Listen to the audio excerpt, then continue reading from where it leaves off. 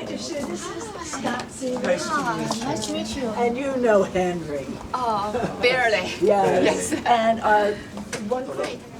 So I explained will- to Mr. Seaman how important chromosomes are in lymphoma. Thank you. Yes, would you like to go to my Yes. office? Yes.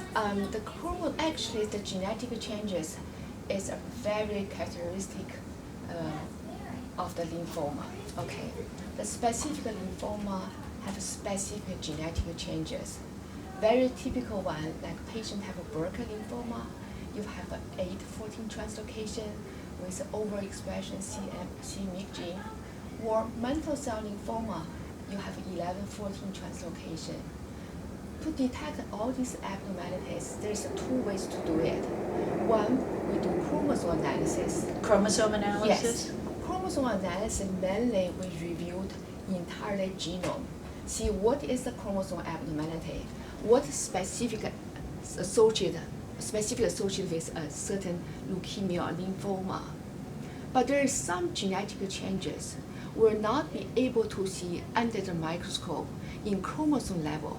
So we're doing fluorescence in situ hybridization. Fish. Yes, Fish. You're doing good. Fish. You're good. Yeah, okay. And like a molecular cytogenetic study that will focus on specific genes, specific gene rearrangement. That helps a lot. Do you have a picture of a fish?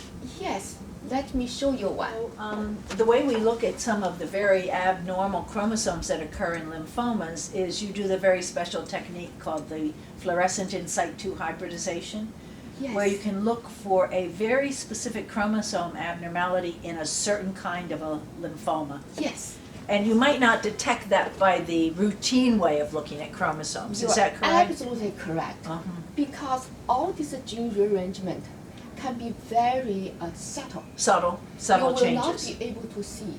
Let me give you an example. Chromosome abnormality, you detect the resolution is a 5 million base to 10 million base. But the fish analysis, the resolution is much higher. You can reach in 100 kb. And another thing is, for the chromosome study, you have to have a very good fresh tissue Fresh to tissue. culture it. Uh-huh. If you don't get the dividing cells, you cannot do anything. But So the you don't fish- need dividing cells to do the No. fish studies, whereas if you look at chromosomes, you have to have fresh dividing cells, and Yes. you may not always be able to get that No. from the tumor. Let's say, talk about the lymphoma. Yes. And when the pathology look at the slides, they suspect it's a follicular lymphoma or mantle cell lymphoma. But that moment, they don't have a piece of fresh tissue. They don't have tissue to so send to they you. send as a peripheral embedded section. So you have fixed so we tissue. we can do the fish. Yes, I understand. Yes, so the fish is a powerful Oh, so tool. these are some These chromosome are regular abnormalities. chromosome abnormalities, and you can look at it, and you may see. So these look like, I'm not a cytogeneticist, you know that, so these look like pretty normal chromosomes to me. You're pretty good. It seems like you're trained in cytogeneticist. Most of cancer cells are not pretty. If the case they received, they have a pretty chromosomes, I will question them because it might represent the normal cell lineage. And so don't puzzle with this